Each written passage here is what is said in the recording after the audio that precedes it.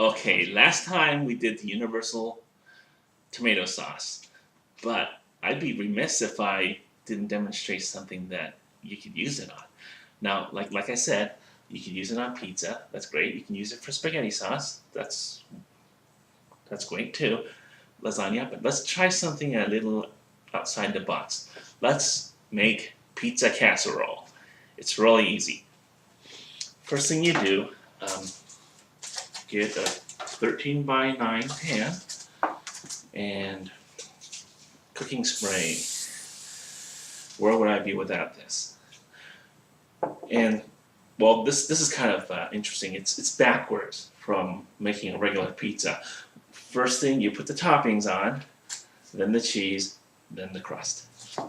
So let's get the toppings.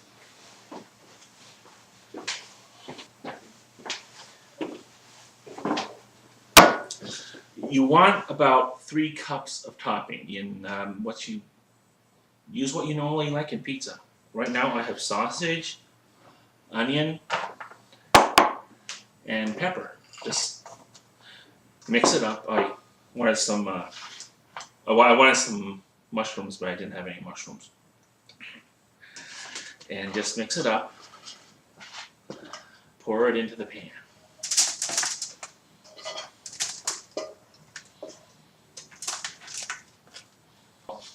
Then you get the universal sauce, and I left it on the stove, so I'll be back. Here it is, nice and cooked. Just pour it on there. You probably won't, well, unless you really like a lot of sauce, you probably won't use it all. So I run into that problem too. And the way you solve that, what you do, well, you have a little bit left. There's a variety of ways you can solve it. One, you could freeze it. I heard tomato sauces freeze really well, and use it and save it for next time. Another thing you can do, well, since you just have about 1 or 2 servings worth, I just make spaghetti the next day.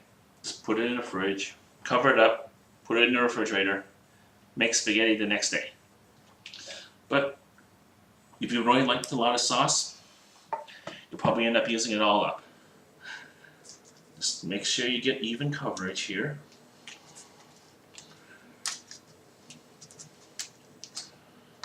See? Okay, let's sit down here and then we'll show you how to make the crust.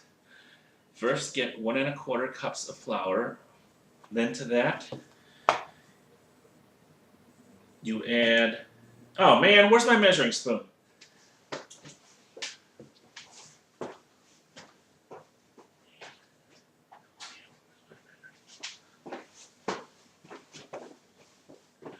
To that, you add 2 teaspoons of baking powder.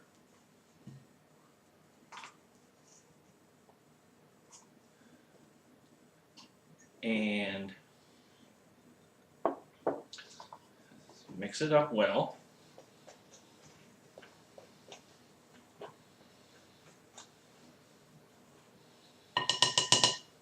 Then the wet ingredients, 2 ounces vegetable oil, 3 eggs,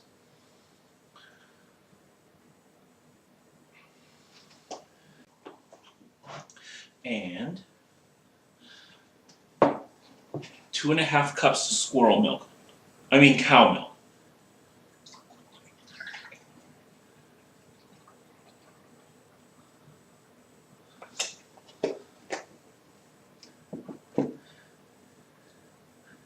And this, I know for a fact, you're gonna need a blender for this. Stirring this until it mixes just doesn't work.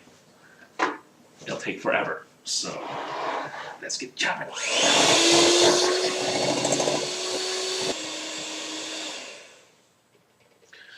What you get here is, get that out of the way. What you get here is something really runny, and it's meant to be that way. Just pour it all on top.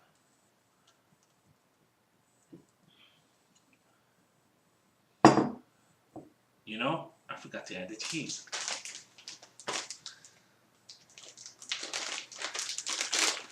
Two cups of mozzarella. It says 2 cups right here. Well,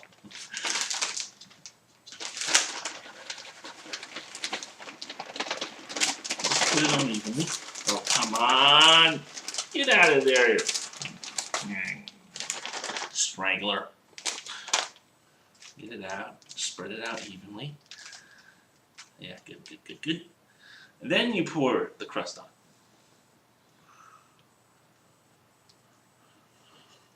Spatula. And you want to make sure the cheese is covered good. Now some of it is still, you're not going to be able to cover it completely. I mean, it's going to float up top a little bit. I mean, it's going to float up to the top a little bit. That's fine. Just make sure the whole thing is covered.